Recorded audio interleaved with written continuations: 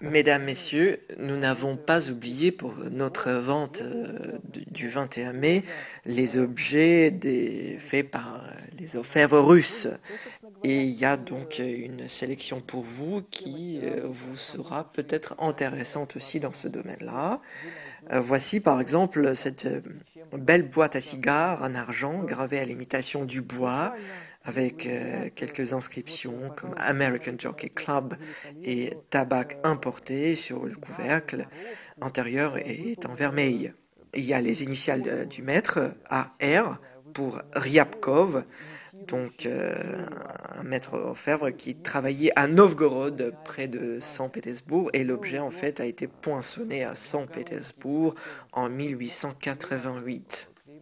Il y a aussi ce charmant Kotelok, petit chaudron, en argent et vermeil dans le style néo-russe, orné de vues du Kremlin de Moscou, et avec la très intéressante inscription gravée en cyrillique: nos aïeux mangeaient simplement, mais vivaient 100 ans. Cette fois-ci, cet objet est fait aussi à peu près à la même époque, en 1878, cette fois-ci par un maître orfèvre de Moscou, Vassili Siemionov. Il y a aussi ce brave cosaque chevauchant, ce bronze magnifique dû à Eugène Lanceray, ce grand sculpteur russe.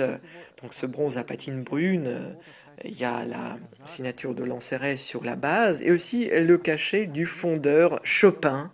Donc cette manufacture Chopin de Saint-Pétersbourg, ce bronze a été fait aux alentours des années 70-80 du 19e siècle. Un objet aussi, un très bel objet. On voit cet élan du cosaque chevauchant et remarquez bien la finesse de ce travail.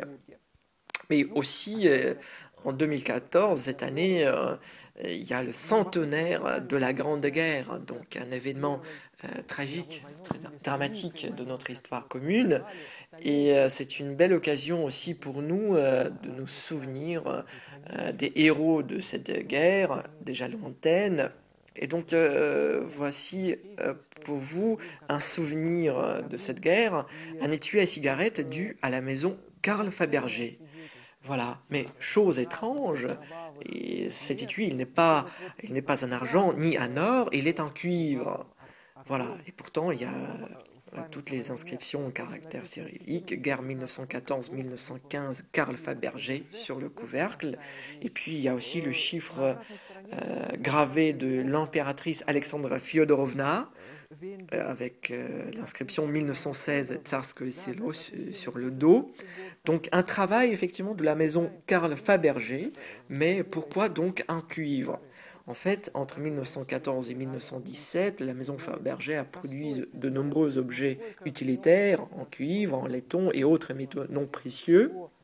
Et ces objets ont été très souvent offerts par le tsar Nicolas II aux officiers de son armée.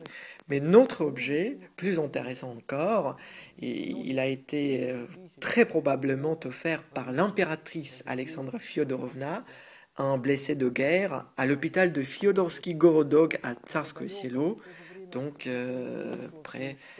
d'où cette inscription Tsarskoye Selo. Для вас на нашем аукционе.